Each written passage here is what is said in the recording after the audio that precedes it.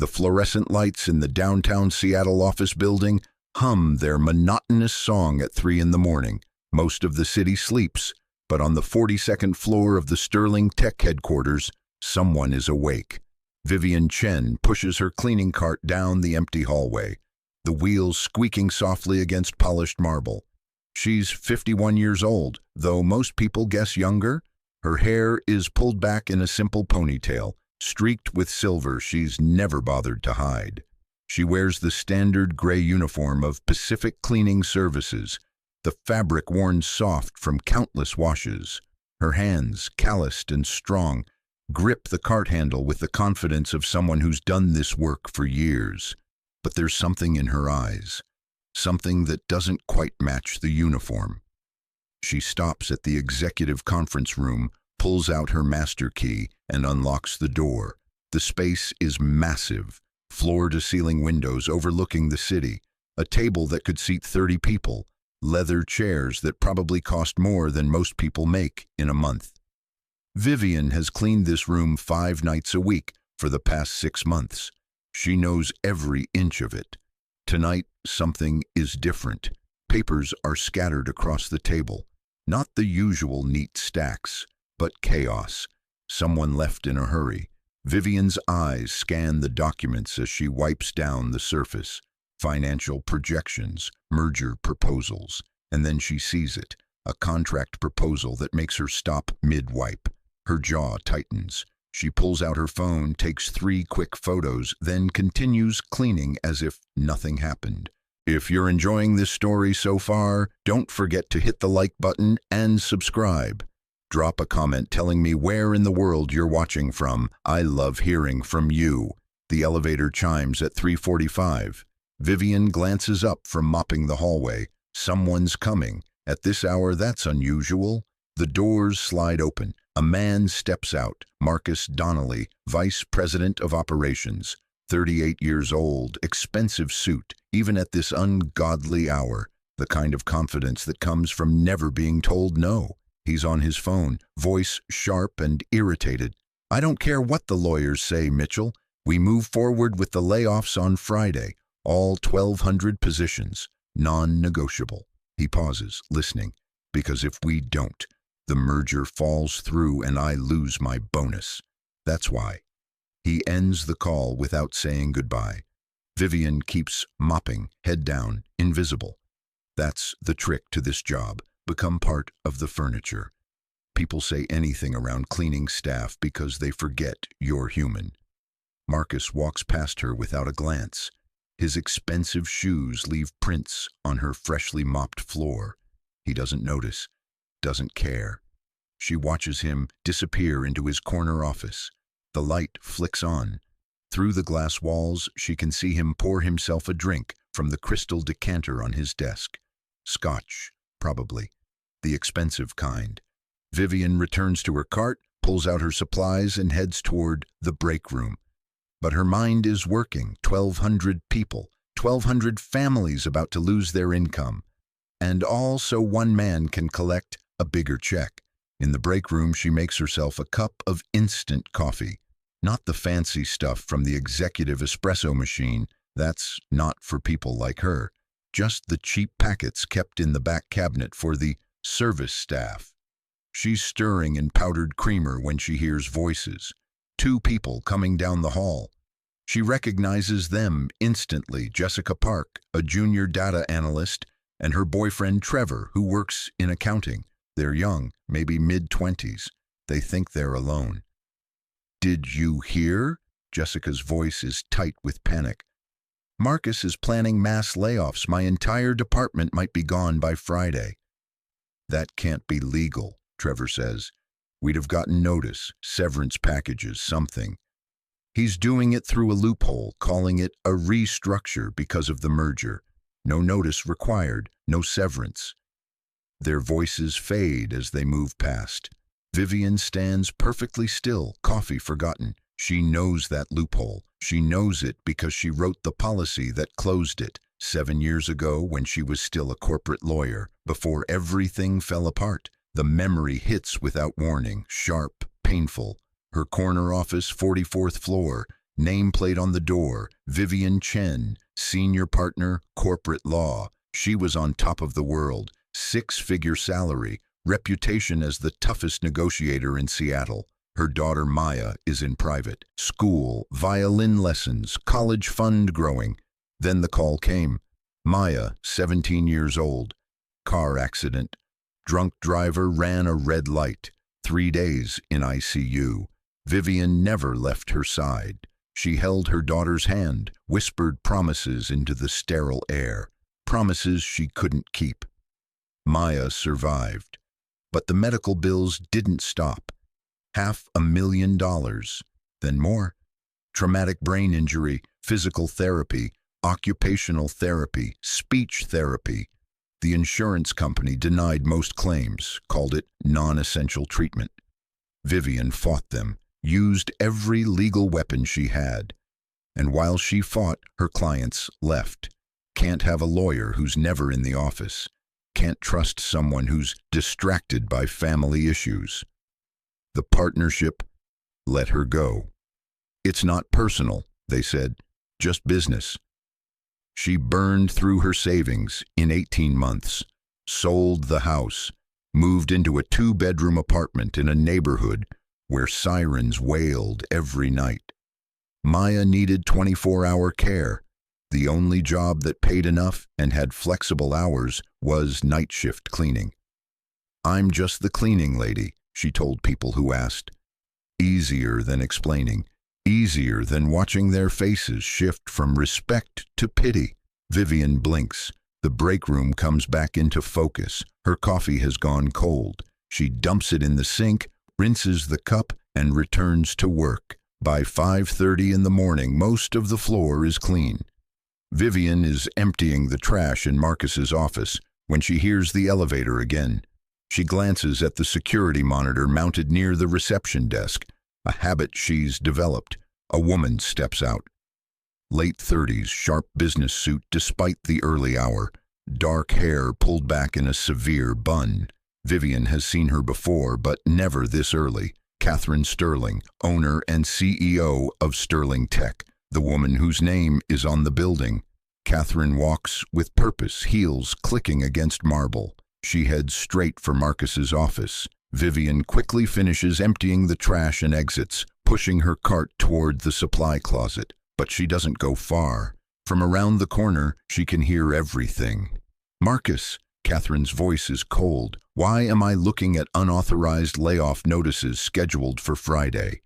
"Catherine," Marcus sounds surprised but recovers quickly. "You're here early." Answer the question. It's part of the merger strategy. We discussed trimming operational costs. We discussed analyzing redundancies, not eliminating 1,200 positions with zero notice. It's within legal parameters. Legal and ethical aren't the same thing. Catherine's voice drops. "My father built this company on loyalty to our employees, to our community. You're dismantling that for a bonus check." "Your father is dead," Marcus says flatly, "and his sentimental approach nearly bankrupted us before you took over. The merger with Harrison Industries is our future. They won't proceed if our operational costs stay this high." Silence. Heavy. Dangerous. "You have until Monday to present me with alternatives," Catherine finally says. "No one gets laid off until I see every other option exhausted." "Catherine, be reasonable." "Monday, 9 a.m., my office." Her heels click away. The elevator chimes. Then silence. Vivian waits 30 seconds before emerging. She pushes her cart past Marcus's office. Through the glass, she sees him on the phone again, voice low and urgent. "Harrison, small complication. The owner's getting cold feet on the layoffs. We need to accelerate the timeline." Vivian's hands tighten on the cart handle. She keeps walking. In the supply closet, she pulls out her personal phone, not the cheap flip phone she carries for emergencies, but the smartphone she keeps hidden, the one that still has her old contacts, her old life. She finds the number she needs, hesitates. 7 years since she last called this person. Her thumb hovers over the screen. Then she hears something, a sound from the hallway. Not Marcus, someone else. Vivian steps out of the supply closet. A young woman is crouched near the elevator, crying softly. It's Jessica, the data analyst from earlier. Her shoulders shake with silent sobs. Vivian approaches slowly. "Miss, are you all right?" Jessica looks up, startled. Her eyes are red, mascara streaking her cheeks. "I'm fine, just having a moment." "It's okay to have moments." Vivian's voice is gentle. She pulls a clean cloth from her cart, not the ones she uses for cleaning, but the ones she keeps for emergencies. She hands it to Jessica. "Thank you." Jessica wipes her eyes. "Sorry, you probably think I'm ridiculous crying over a job." "I don't think that at all." Jessica lets out a bitter laugh. "My mom works in the call center downstairs, same company. If these layoffs go through, we both lose our jobs." "Same day," her voice cracks. "She's 59. Who's going to hire her at 59? Vivian crouches down to Jessica's level. "Your mother is lucky to have a daughter who fights for her." "I'm not fighting, I'm just scared." Scared is how fighting starts. Jessica looks at her, really looks at her, for the first time. "You're one of the night cleaning people, right?"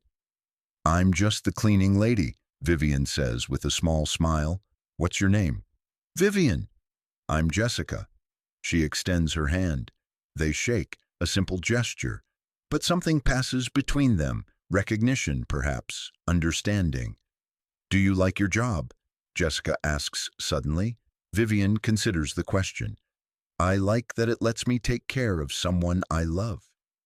"Your family?" "My daughter, she needs me." Jessica nods. "That's why I'm here too, my mom. She worked her whole life so I could go to college, get this job. Now I can't even protect her from losing hers." "Sometimes protection looks different than we think," Vivian says quietly. "What do you mean?" Before Vivian can answer, the elevator chimes again. Marcus Donnelly steps out, now wearing a fresh suit, hair perfectly styled. He spots Jessica on the floor and his expression shifts to disgust. "Miss Park, this is a workplace, not a therapy session. Pull yourself together or go home." Jessica scrambles to her feet. "Yes, sir. Sorry, sir." Marcus's eyes slide to Vivian. "And you, why aren't you finished yet? It's almost 6. Your shift ends at 6. "Just finishing up, sir," Vivian says, head down. "Well, hurry up. Some of us have actual work to do." He walks away without another glance.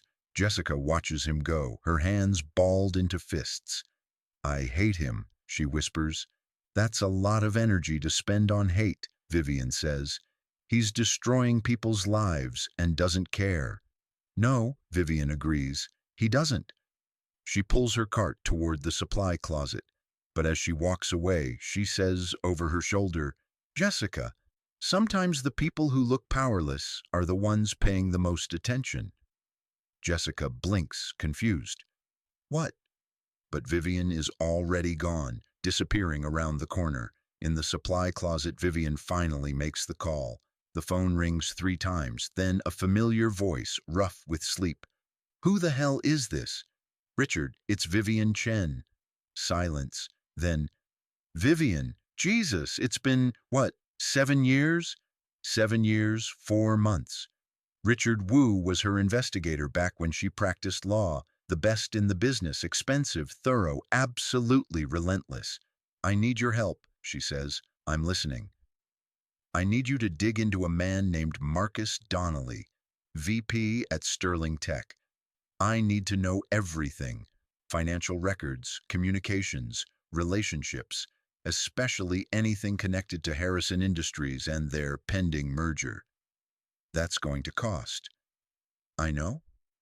"Vivian, no offense, but last I heard you were cleaning offices for minimum wage." She doesn't sound bitter, just factual. "I am." "Then how are you planning to pay me?" "I'll figure it out." "But Richard, this is important." There are 1,200 families about to lose their income because one man wants a bigger bonus. Richard exhales slowly. You're still trying to save the world. I'm trying to save 1,200 pieces of it. Give me 3 days. I have until Monday. Then I'll work fast. She ends the call. Her hands are shaking slightly. The supply closet door opens. Catherine Sterling stands there looking directly at her. Vivian's heart stops. You're the night cleaner, Catherine says. It's not a question. Yes, ma'am. I heard you on the phone just now. Vivian's mind races, calculating, preparing. Catherine steps into the supply closet, closing the door behind her. The space is suddenly very small. Tell me, she says quietly, why would a cleaning lady be hiring a private investigator to look into my VP of operations? Vivian meets her eyes. 7 years of invisibility, 7 years of being overlooked, 7 years of letting people believe she was just the cleaning lady. She takes a breath.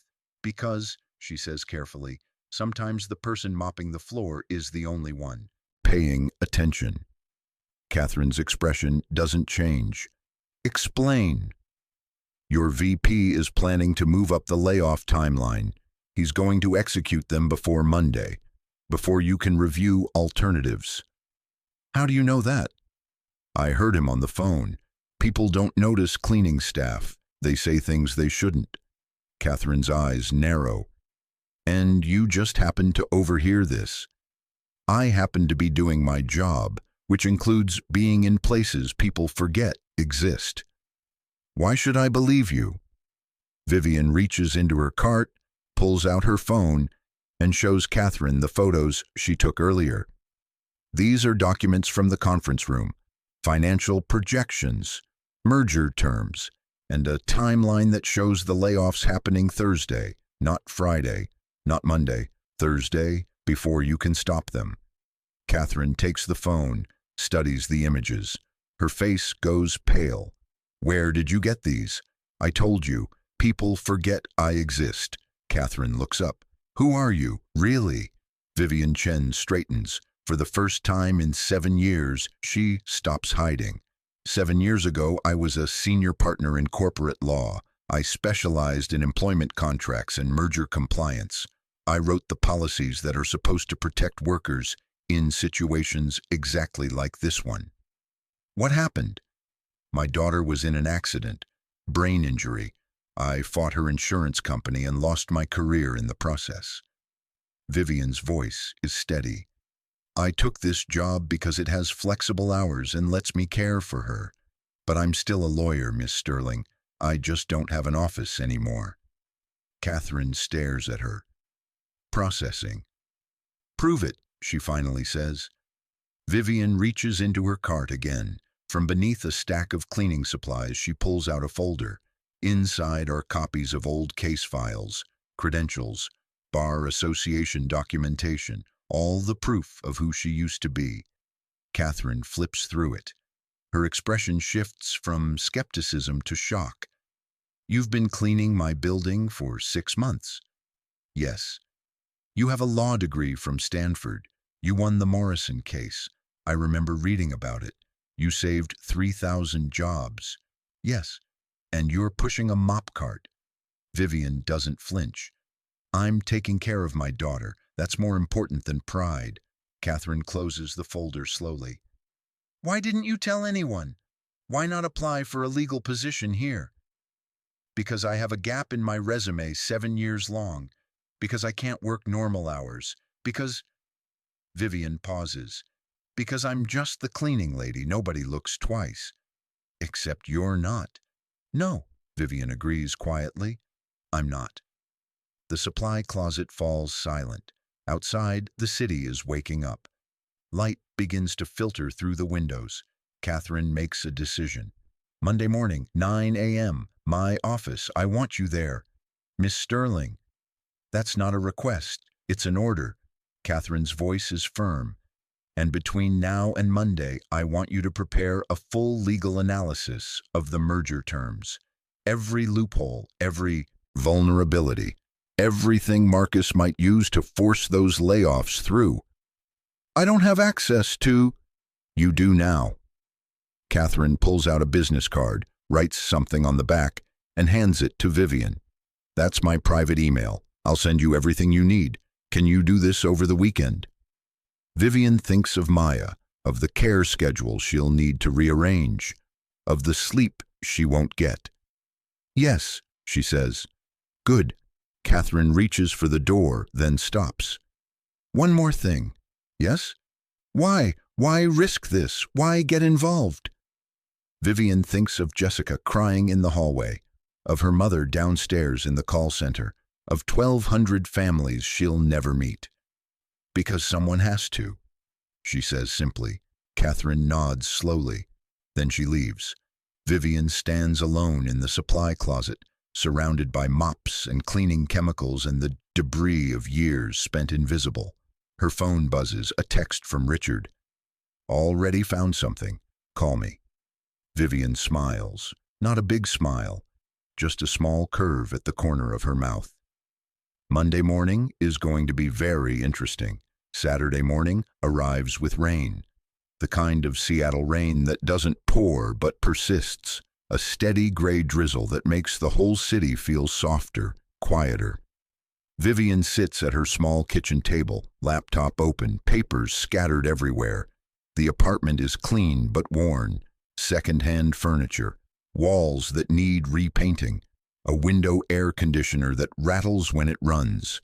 But everything is organized, intentional. This is a home where someone fights to maintain dignity against impossible odds. From the bedroom comes the sound of movement. Maya appears in the doorway, moving slowly with her walker. She's 24 now, though strangers often mistake her for younger. The accident stole 7 years of typical development, but her eyes are bright, curious. Morning, Mama, she says. Her speech is careful, deliberate. Each word requires effort. Morning, sweetheart. Vivian stands immediately, moves to help. I can do it, Maya insists gently. She makes her way to the table, sits down with the careful precision of someone who's relearned every basic movement. Vivian pours orange juice, sets out toast with peanut butter, exactly how Maya likes it. They eat together in comfortable silence. This is their routine, their rhythm. Big case? Maya asks, nodding at the papers. Vivian hesitates. She's never told Maya about her old career, never wanted her daughter to feel responsible for the sacrifices made. Just some work stuff, she says carefully. Maya gives her a look. That look, the one that says, I'm not a child, Mama. You're using your lawyer voice, Maya observes. The one you think I don't remember. Vivian's throat tightens. You remember? Some things.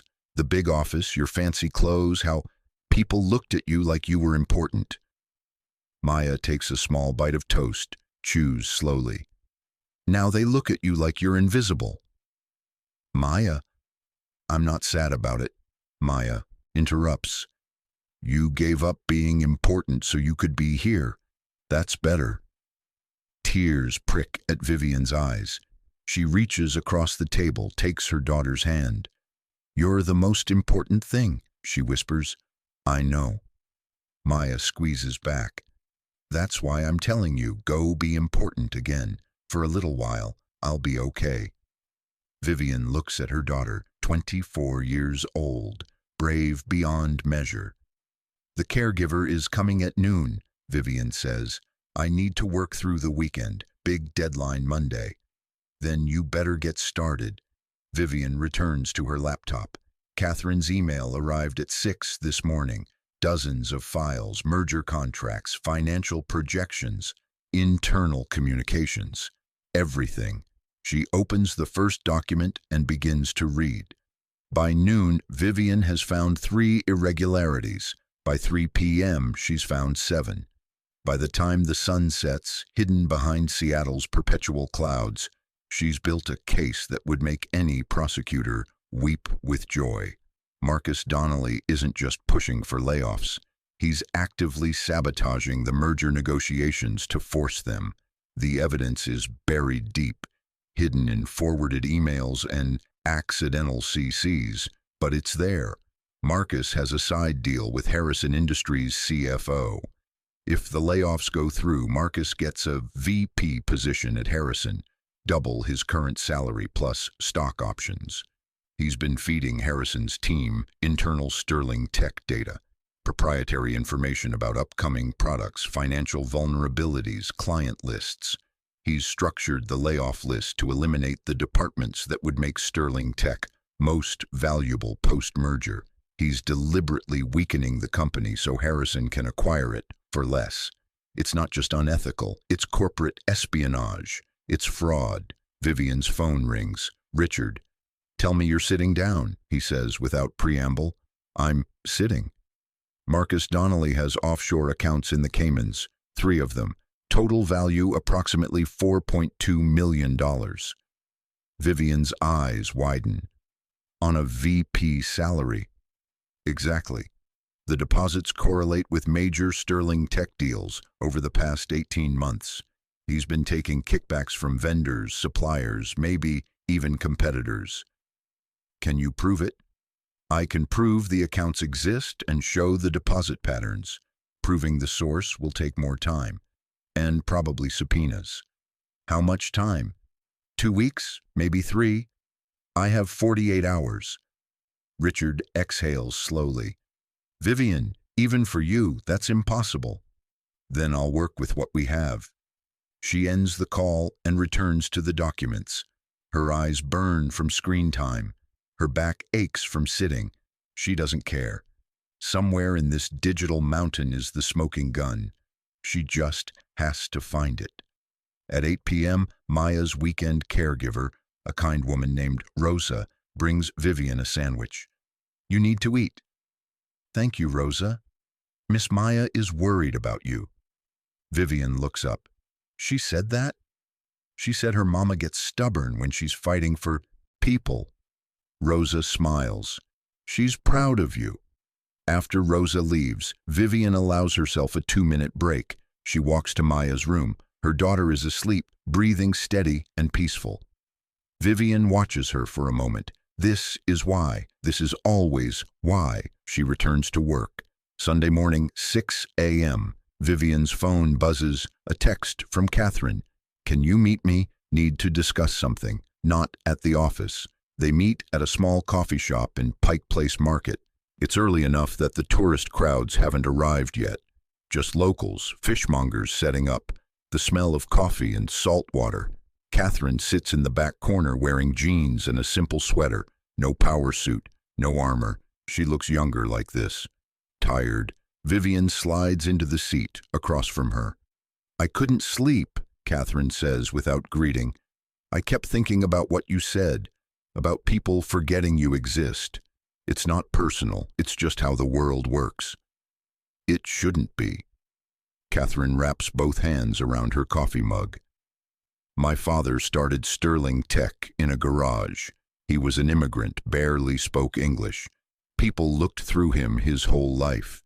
He built this company because he wanted to create a place where people like him mattered.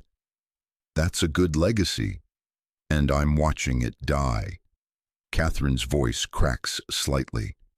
Marcus is right about one thing. My father's approach nearly bankrupted us. I had to make hard choices, cut costs, be ruthless. I thought I was saving the company, but somewhere along the way, I became the person who looks through people. Vivian says nothing, just listens. I didn't see you, Catherine continues. 6 months you've been cleaning my office. I've walked past you hundreds of times. I never asked your name, never wondered if you had a story. She looks up, eyes red. I'm sorry. You're not the first person to overlook a cleaning lady. That's not an excuse. No, Vivian agrees. It's not. They sit in silence for a moment. The coffee shop fills with morning sounds. Espresso machine hissing, cups clinking, quiet conversations. I read your case history, Catherine says finally, the Morrison case. You saved 3,000 jobs by finding a tax loophole the company's own lawyers missed. That was a long time ago. The Hendricks merger. You restructured the entire deal to avoid layoffs. They called you the guardian angel of employment law. Vivian's jaw tightens. People also called me ruthless, difficult, a woman who didn't know her place. Sounds like they were scared of you. They were. Catherine leans forward. I need that woman, not the cleaning lady, not the invisible person. I need the lawyer who saved 3,000 jobs. That lawyer doesn't exist anymore. Bullshit. Catherine's voice is sharp. You're doing the same work right now. You just don't have the title. Catherine, Miss Sterling, Catherine corrects gently, in professional settings. Vivian blinks. Something shifts in her posture, straightens. Miss Sterling, she says carefully, I appreciate what you're trying to do, but I can't go back to that life. I have responsibilities. My daughter would be covered under our executive health plan. Full coverage, no caps, including all therapies. Vivian goes very still. Catherine continues, I'm offering you a position, general counsel.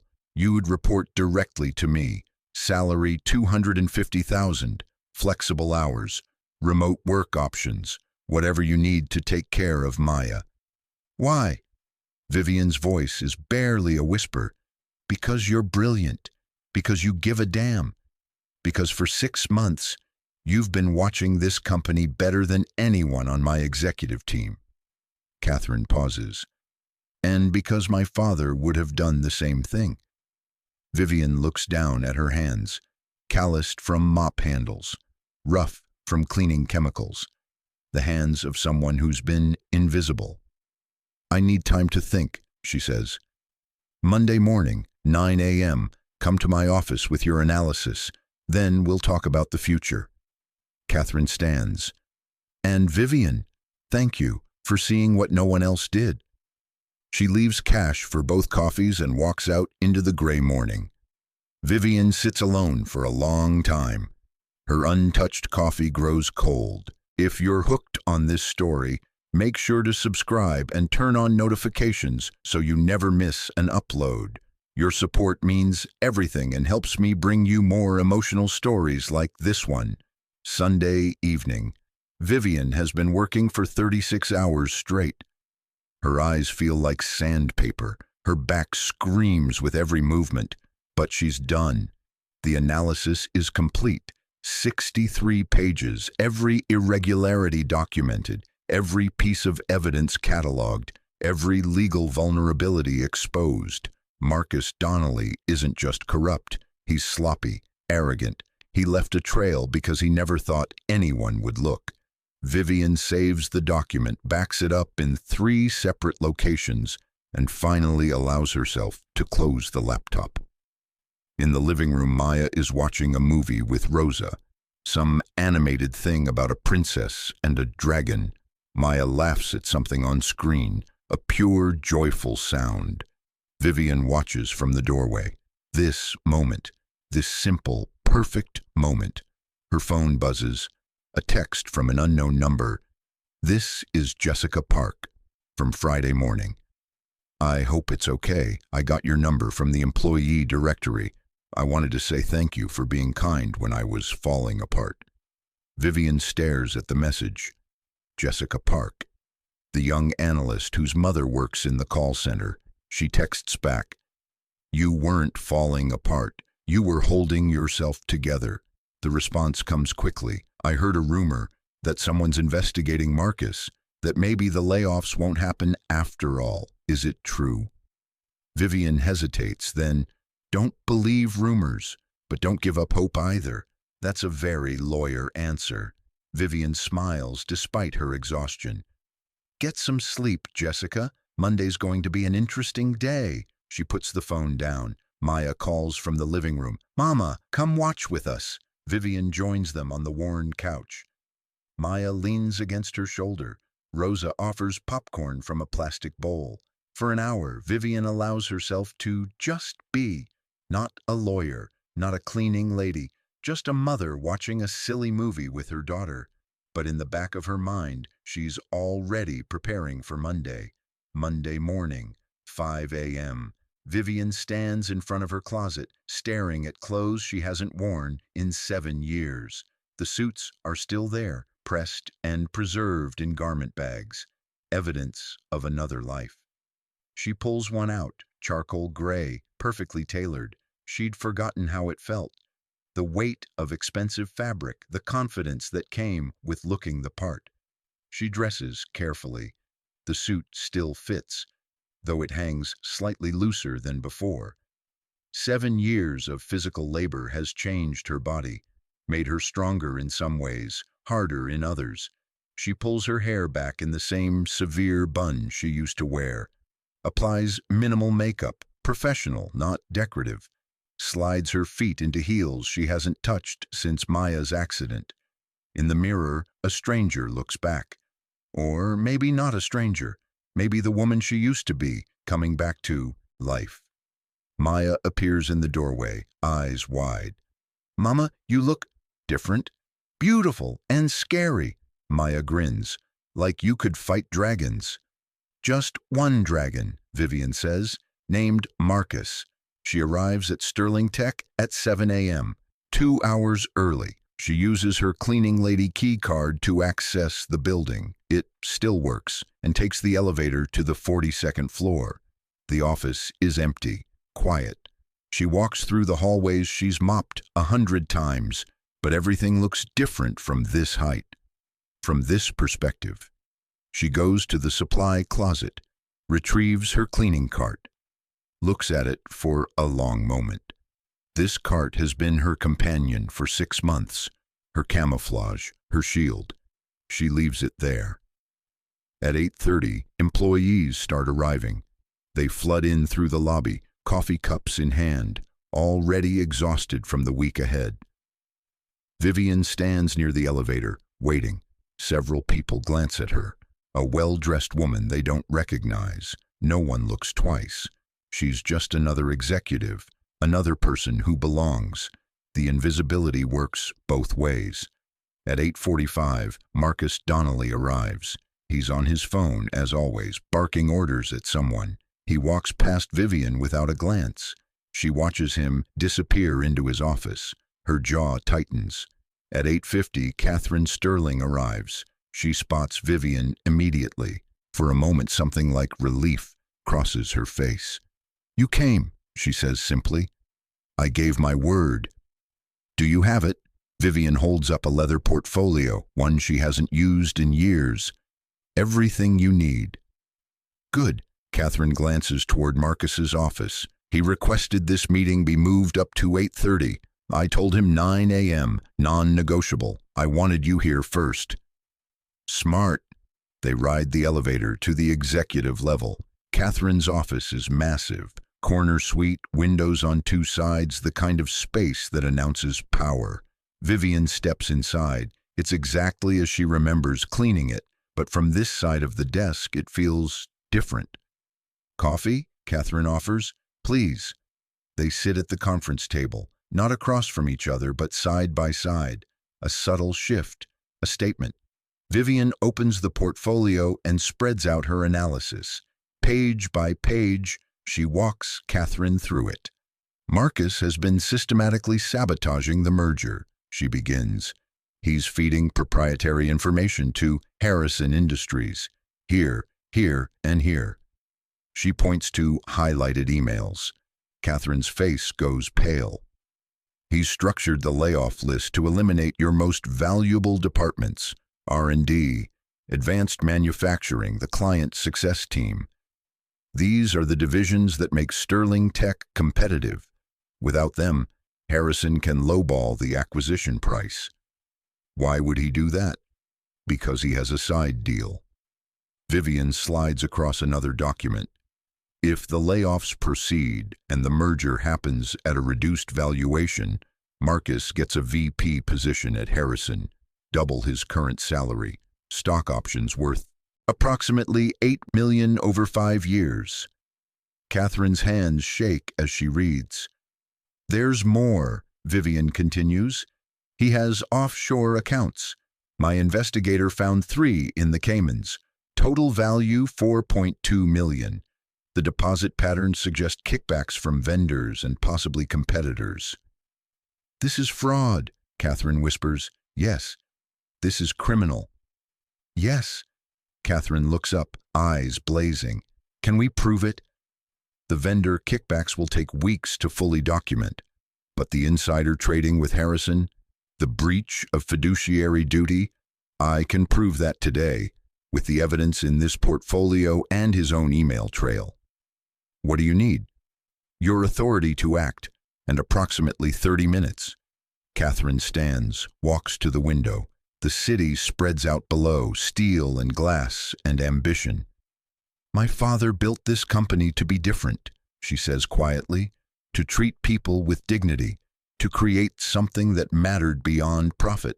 She turns back. Marcus represents everything my father fought against. I know. So what do we do? Vivian stands, walks to Catherine's side. 2 women looking out at the same view. We fight, Vivian says simply, the way your father would have. At precisely 9 a.m., Marcus Donnelly knocks on Catherine's door. He enters with his usual swagger, expensive suit, confident smile. Then he sees Vivian. His smile falters slightly. Catherine, I thought this was a private meeting. Sit down, Marcus. Something in her tone makes him pause, but he sits, placing his leather briefcase on his lap like a shield. This is Vivian Chen, Catherine says. She's been conducting an internal investigation. Marcus's eyes flick to Vivian. She sees the calculation, the dismissal. I'm sorry, he says with practiced politeness. I don't believe we've met. What department are you with? I've been with the company for 6 months, Vivian says calmly. You've walked past me hundreds of times. Marcus frowns, confused. Vivian leans forward slightly. I'm just the cleaning lady. The color drains from Marcus's face. Or I was, Vivian continues, until I noticed you conducting illegal activities in rooms you thought no one was watching. Marcus shoots to his feet.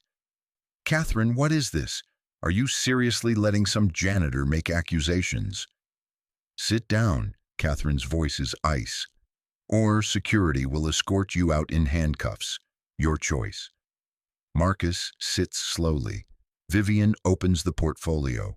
Let's start with your communications with Harrison Industries CFO David Park, specifically the emails where you provided proprietary Sterling Tech information in exchange for a promised VP position post-merger. She slides a document across the table.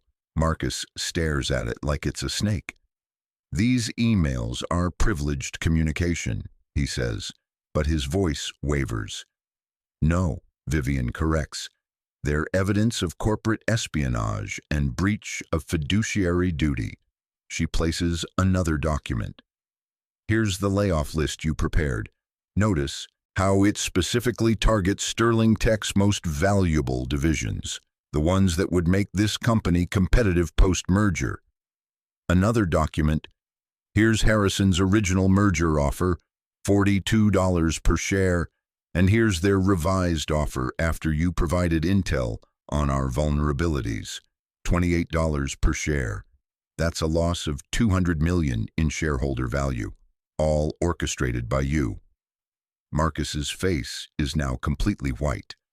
And finally, Vivian says quietly, your offshore accounts in the Caymans, 3 accounts, $4.2 million, funds that correspond with vendor contracts you personally approved, contracts that came in 30 to 40% above market rate.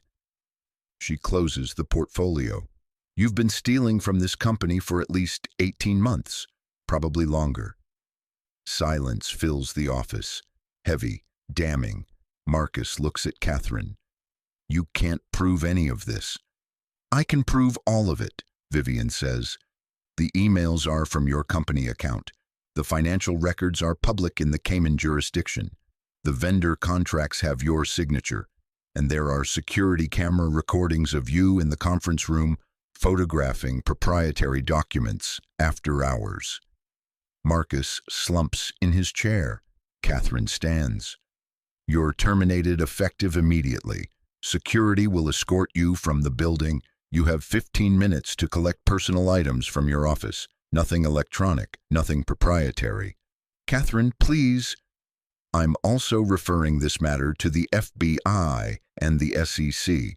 My lawyers will file a civil suit for damages, and I'm personally ensuring that every company in this industry knows what you did. Marcus's face crumbles. I have a family, a mortgage. If this gets out, I'm finished.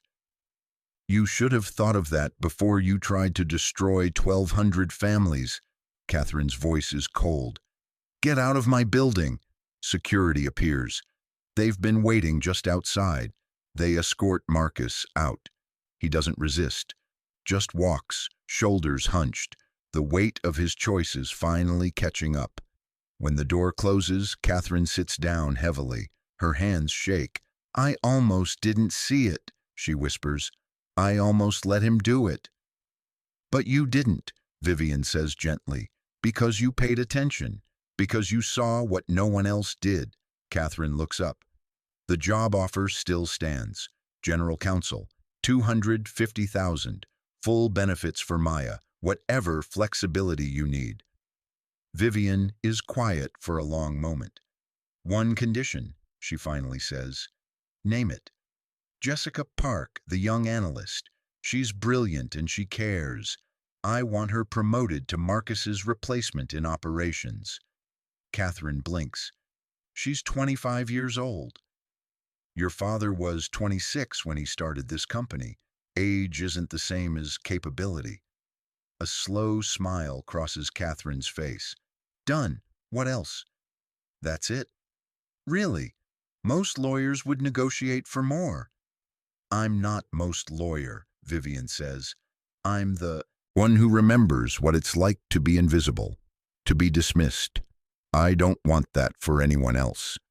Catherine extends her hand. Welcome to Sterling Tech, counselor. They shake. A new beginning. The news spreads through Sterling Tech like wildfire. By noon, everyone knows. Marcus Donnelly, untouchable VP, the man who seemed destined for the CEO track, escorted out by security, terminated, under investigation. The whispers start in the break rooms, the elevators, the bathrooms. What happened? What did he do? Who found out?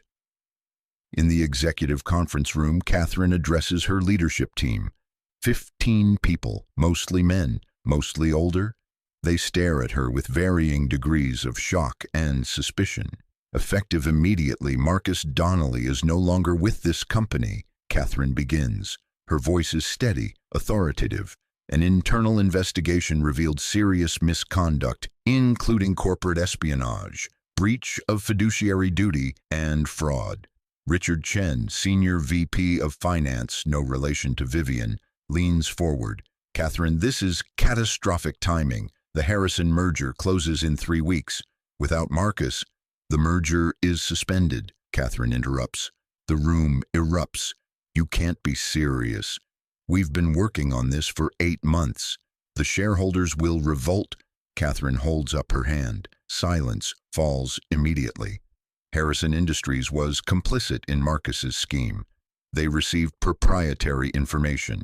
They used it to lowball our valuation. That merger was designed to strip this company for parts. Her eyes sweep the room. My father didn't build Sterling Tech to be dismantled by vultures, neither will I. So what's your plan? Richard asks. His tone borders on condescending. We rebuild. We refocus on what made this company valuable in the first place. Innovation, employee loyalty, long-term thinking. She pauses. And I'm restructuring leadership to reflect those values. She gestures to the door. Vivian enters. The room goes silent. Confused stares. No one recognizes her. This is Vivian Chen, Catherine says. As of today, she's our new general counsel. She's the one who uncovered Marcus's fraud. She's also the one who saved this company from making the worst mistake in its history. Richard squints at Vivian. I'm sorry, but who are you exactly? What firm are you from? I'm not from a firm, Vivian says calmly. Until this morning, I worked night shift, cleaning. The room explodes again. You're promoting a janitor to general counsel. Catherine, have you lost your mind? This is a joke, right? Vivian remains perfectly still. She's heard worse. She's been dismissed by better. Catherine's voice cuts through the chaos like a blade. Vivian Chen graduated top of her class from Stanford Law. She was a senior partner at Morrison and Blake. She's won landmark cases protecting workers' rights and corporate integrity. She spent 7 years caring for her daughter who was injured in an accident. Catherine's gaze hardens. And for 6 months, she cleaned your offices while you looked through her like she didn't exist. The room goes quiet. She saw what Marcus was doing, Catherine continues. She paid attention when none of you did. She worked through the weekend to build an airtight case. She saved 1,200 jobs. She saved this company. Richard shifts uncomfortably. Catherine, I understand the sentiment, but qualifications, are you questioning my judgment? Catherine's tone is dangerous.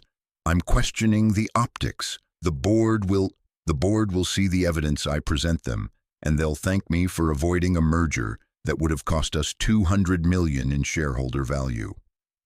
No one speaks. Catherine turns to Vivian. Counselor Chen, I believe you have something to share with the team. Vivian steps forward. She places her portfolio on the table and opens it. The layoff list Marcus prepared wasn't random, she begins. It was strategic. He targeted departments that make Sterling Tech competitive, R&D, advanced manufacturing, client success. These eliminations would have weakened the company precisely when you need to be strongest. She slides a document across the table.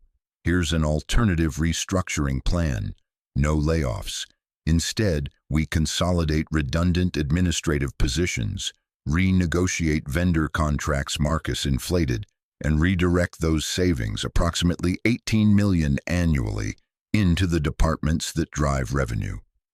The executives lean forward, reading. We also launch an employee retention program, Vivian continues. Profit sharing, education benefits, child care assistance. We invest in our people instead of treating them as expendable. That sounds expensive, Richard says. It's cheaper than the turnover costs you're currently absorbing. Your employee retention rate is 62%. Industry standard is 78%. Every person who leaves costs you approximately 150% of their salary to replace and retrain. Richard blinks. I didn't know that. I know, Vivian says simply. That's why you need someone who pays attention to the people you don't see. She closes the portfolio. This company can be profitable and ethical. Those aren't mutually exclusive goals, but it requires leadership willing to measure success by more than quarterly earnings. The room is silent. Finally, an older woman, Sarah Kim, VP of Engineering, speaks. I'm sorry for how I reacted earlier. This plan is brilliant. Thank you. And for what it's worth, Sarah continues, I walked past you probably 50 times in the last 6 months. I never asked your name. That's on me. Vivian nods acknowledgement. One by one, the others murmur agreement. Apologies. Grudging respect. Catherine stands. We have 3 weeks to prepare a presentation for the board. Vivian will lead the legal and structural analysis. Sarah, you'll handle operational feasibility. Richard, I need you to run the financial projections. And Marcus's replacement in operations? Richard asks. Jessica Park. The analyst, she's 25 years old. She's 26, Vivian corrects. And she has a master's in industrial engineering from MIT. She's been proposing efficiency improvements for 2 years that no one bothered to read because she's young and female. Sarah Kim laughs suddenly. I like her already. Good, Catherine says, because we're betting this company's future on people everyone else overlooked. The meeting ends. As everyone files out, Richard approaches Vivian. I owe you an apology, he says stiffly. I underestimated you. Yes, Vivian agrees, you did. He winces. I'd like to make it right. Then read Jessica Park's proposals. Actually read them and implement the good ones. She pauses. And learn the names of every person who cleans this building. They're not invisible. You just weren't looking. Richard nods slowly. Consider it done. That afternoon, Vivian finds Jessica Park in her cubicle. The young woman is crying, quiet tears streaming down her face as she stares at her computer screen. Jessica? Jessica looks up, startled. She recognizes Vivian, or rather she recognizes the woman who was kind to her Friday morning, but everything else is different.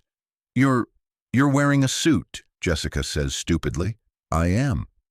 And people are saying you're the new general counsel. Also true. Jessica's tears come harder. I don't understand. Friday morning you were cleaning floors, Vivian finishes. Yes, but you saved us. Everyone's saying the layoffs are canceled, that Marcus is gone, that you... She can't finish. Vivian sits on the edge of the cubicle desk. I did what needed doing. Why? You didn't have to. You could have just stayed invisible. I could have, Vivian agrees. But then I thought about you, about your mother downstairs in the call center, about 1,200 families who'd lose everything because one man wanted a bigger bonus. She pauses. And I decided invisible doesn't mean powerless. Jessica covers her face with her hands, shoulders shaking. Vivian waits. Sometimes the greatest kindness is simply presence. Finally, Jessica looks up. I heard Catherine promoted me to VP of Operations. She did. I can't do that job. I'm not qualified. I'm not ready. Vivian's voice is gentle but firm. No one's ever ready. You just do it anyway. I'm terrified. Good. Fear means you care. People who aren't afraid make reckless decisions. Vivian stands. You start Monday. Catherine and I will support you, but Jessica, you earned this, not because of me, because you're brilliant and you give a damn. Jessica stands too. Impulsively, she hugs Vivian. Vivian stiffens. She's not used to this, then slowly hugs back. Thank you, Jessica whispers, for seeing me. Thank you for letting yourself be seen. 3 days later, the first crisis hits. Marcus, despite being terminated, still has allies in the company. Richard Chen discovers it first. Someone's been leaking information to the press. The headline hits Friday afternoon. Sterling Tech in chaos. CEO fires VP, promotes janitor, cancels major merger. The article is brutal. It paints Catherine as impulsive, Vivian as unqualified, and the company as imploding. It quotes anonymous senior sources claiming the board is preparing a vote of no confidence. Catherine's phone rings non-stop. Investors, board members, her stepmother Eleanor, who sits on the board and has never approved of Catherine's leadership. In Catherine's office, Vivian reads the article on her phone. This is Marcus's work. Can you prove it? The quotes use his specific phrasing: strategic mismanagement, emotional decision-making. These are terms from his emails. Catherine paces. The board meeting is Monday. If they believe this narrative, they won't. You sound confident. I am. Vivian sets down her phone. Because we're not going to defend ourselves. We're going to show them results. That weekend, Vivian works around the clock, again, but this time she's not alone. Jessica coordinates with department heads, gathering data on efficiency improvements and employee morale. Sarah Kim develops projections showing how the restructuring will strengthen Sterling Tech's market position. Richard, still seeking redemption, runs financial models proving the plan is not only viable but profitable. Even employees who barely know the situation volunteer. The word spreads. Someone fought for us. Now we fight back. Saturday evening, Vivian is at her kitchen table when her doorbell rings. She's not expecting anyone. She opens the door. Catherine stands there, looking exhausted and uncertain. "I'm sorry to intrude," Catherine says. "I know you value your private time. But I just—" "Come in." Catherine enters the small apartment. Her eyes take in the modest furniture, the second-hand everything, the photos of Maya on every surface. "This is home," Vivian says simply. From the bedroom, Maya calls out, "Mama, who's here?" "A colleague. Give me a moment, sweetheart." But Maya appears anyway, navigating carefully with her walker. She stops when she sees Catherine, curiosity bright in her eyes. "You're the lady from TV," Maya observes. "The boss lady." Catherine smiles. "I suppose I am. You must be Maya." "Mama talks about you. She says you're brave. Your mother is the brave one." Maya considers this. "You can both be brave. It's not a contest." Despite everything, Catherine laughs. "You're absolutely right." Maya navigates to the couch and sits down carefully. "Do you want to watch a movie with us? We're watching The Princess Bride. It has sword fighting and true love." Catherine looks at Vivian, uncertain. Vivian shrugs. "You're welcome to stay." So Catherine Sterling, CEO of a $300 million company, sits on a worn couch in a modest apartment and watches The Princess Bride. With a woman who used to clean her office and that woman's daughter who's relearning how to live. And somehow it's exactly what she needs. When Maya falls asleep halfway through, her head on Vivian's shoulder, Catherine speaks quietly. "My father died 3 years ago. Heart attack. He was at his desk, working on a proposal to expand employee benefits." Her voice is thick. "The board said the benefits were too expensive. He was fighting them when he died." "I'm sorry. I became CEO because I had to, because the board wanted to sell the company and I couldn't let them destroy what he built." Catherine's hands twist in her lap. "But I've made so many compromises, cut so many corners. I kept telling myself I was saving the company, but I was losing what made it worth saving." Vivian says nothing, just listens. "You reminded me," Catherine continues. "You and Maya, you've lost so much, sacrificed so much, but you never lost sight of what matters." She looks at Vivian. "I want to be that kind of leader, the kind my father would be proud of." "Then be that leader," Vivian says simply. "What if I fail?" "Then you fail trying to do the right thing. That's better than succeeding at the wrong thing." Catherine nods slowly. "Monday's going to be hard." "Yes, but we're going to win." "Yes," Vivian agrees. "We are." Monday morning, the Sterling Tech boardroom. 12 board members sit around the massive table. Old money, old power, old assumptions. Eleanor Sterling sits at the head, Catherine's stepmother, 72 years old, ice in her veins and steel in her spine. She's been trying to push Catherine out since the day she became CEO. "This emergency meeting," Eleanor begins, "has been called to address serious concerns about company leadership." Catherine stands at the front of the room. Vivian sits beside her, laptop open, ready. "Before we begin," Catherine says, "I'd like to present the facts." "We've seen the facts," Eleanor interrupts. "The press has been quite informative. The press has been fed lies by a terminated executive who's under federal investigation for fraud." Catherine's voice is calm. "Would you like to hear what actually happened?" Grudgingly, Eleanor nods. For the next hour, Vivian presents everything: the evidence against Marcus, the sabotaged merger, the alternative restructuring plan, the financial projections, the employee response. She speaks clearly, confidently, the lawyer she used to be fully awakened. When she finishes, the room is silent. Finally, Eleanor speaks. "This is all very impressive, Miss Chen, but you're asking us to trust a woman who was cleaning toilets last week." Vivian doesn't flinch. "Yes, ma'am, I am." "On what basis?" "On the basis that I see things others don't. I saw Marcus's fraud. I saw this company's vulnerability. I saw 1,200 families about to lose everything." Vivian pauses. "I saw it because I've been invisible, and invisible people pay attention." "That's a nice speech," Eleanor says coldly. "But this board requires more than sentiment." "Then let me offer you something else." Vivian opens her laptop and projects an image on the screen. "This is Sterling Tech's current market position versus competitors.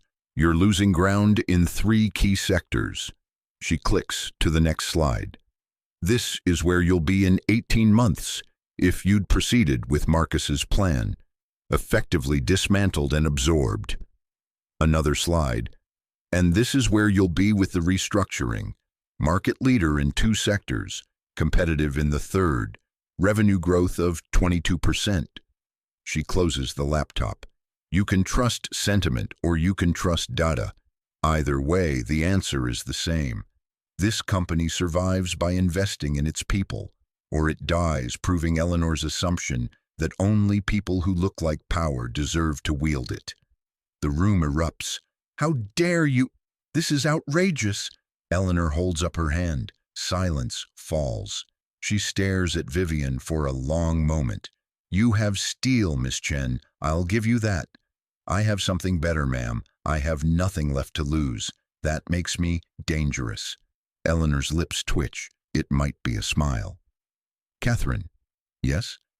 "I vote to approve your restructuring plan and to confirm Miss Chen as general counsel."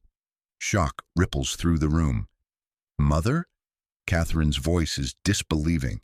"Your father would have done the same thing," Eleanor says quietly.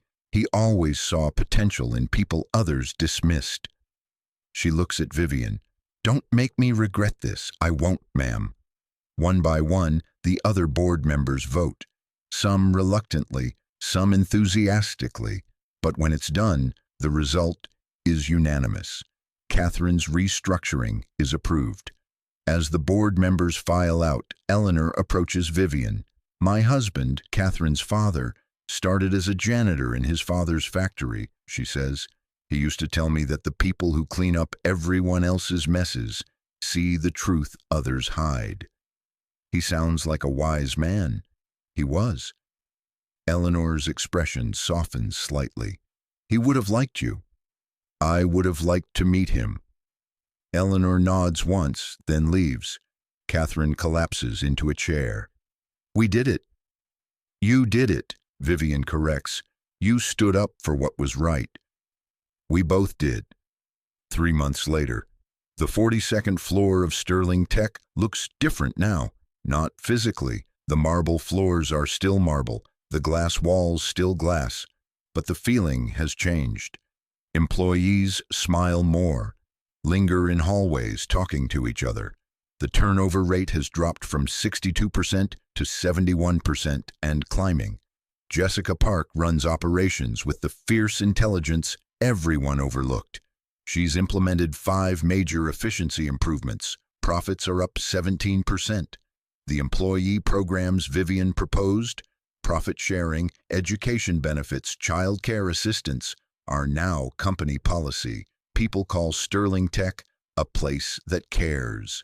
Vivian's office is on the executive floor now. It's not huge, but it has a window. On her desk, a photo of Maya, a small plant Jessica gave her, the burned shoe from Friday morning. Catherine had it framed with a plaque. "Remember who you're fighting for." Her door is always open, and people come. Employees who need advice, single parents who need guidance, anyone who feels invisible. Because Vivian Chen knows what it's like to be unseen, and she's made it her mission to see everyone. Late afternoon, Catherine knocks on her door. Got a minute? Always. Catherine sits down. I have something for you. She hands Vivian an envelope. Inside is a check for $27,000. What's this? Vivian asks. 6 months of back pay. The difference between what we paid you as cleaning staff and what you should have been paid as the brilliant lawyer you are. Vivian stares at the check.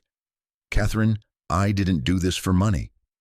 I know, that's exactly why you deserve it. Catherine smiles. Besides, Maya's going to need a new wheelchair soon. I saw her struggling with that walker last week. Vivian's eyes fill with tears. How did you? I pay attention now, Catherine says simply. I learned from the best. That evening, Vivian comes home to find Maya doing homework at the kitchen table. The caregiver, Rosa, is making dinner. She's become part of the family now. Mama, Maya looks up, grinning. How was work? Good, sweetheart, really good. Did you save anyone today? Vivian thinks about the employee who came to her, crying about childcare costs. How Vivian helped her navigate the new company benefits. How the woman left smiling. Maybe one person, Vivian says. That's good. One person at a time adds up.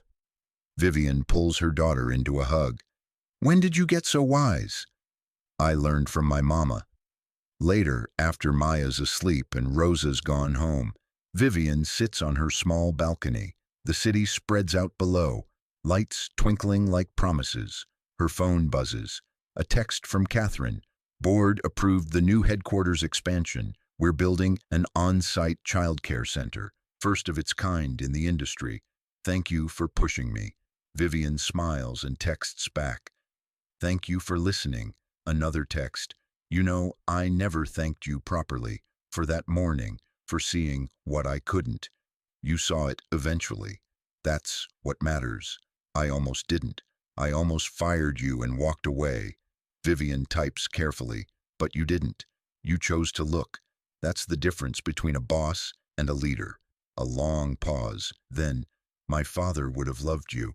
I wish I could have met him. He's the reason I didn't give up, even when I wanted to. Vivian understands that. The weight of honoring someone's memory, the burden of carrying their dreams forward. He'd be proud of you, she texts. I hope so. They say goodnight. Vivian sits in the quiet darkness, listening to the city breathe. 6 months ago, she was invisible. A woman pushing a mop cart through empty hallways, caring for a daughter the world had forgotten, living a life of quiet dignity and hidden pain. Now she's visible, not because she demanded to be seen, but because she paid attention when no one else did, because she fought for people who couldn't fight for themselves, because she never forgot what it felt like to be overlooked.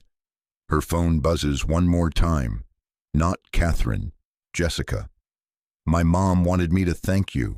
She's enrolled in the education benefits program, going back to school, says she's going to be a nurse at 59, says you taught her it's never too late. Vivian's throat tightens. She texts back, tell her I'm proud of her, and I'm proud of you. We did good, didn't we? We did better than good. We changed things. One person at a time? Exactly. Vivian puts down her phone and closes her eyes. Tomorrow she'll wake up early, put on her suit, and go to work. She'll fight for people who need fighting for. She'll pay attention to the ones everyone else overlooks. Because that's what heroes do, not the kind in movies, the real kind. The ones who show up every day. The ones who see the invisible and refuse to look away. The ones who were once told they were just the cleaning lady and smiled because they knew better. They knew the truth. Sometimes the people with the clearest view are the ones on their knees, cleaning up everyone else's mess. And when they finally stand up, they change everything. Thank you so much for watching until the end. If you loved this story, check out the other videos on your screen now. I think you'll really enjoy them. And don't forget to subscribe if you haven't already. See you in the next story.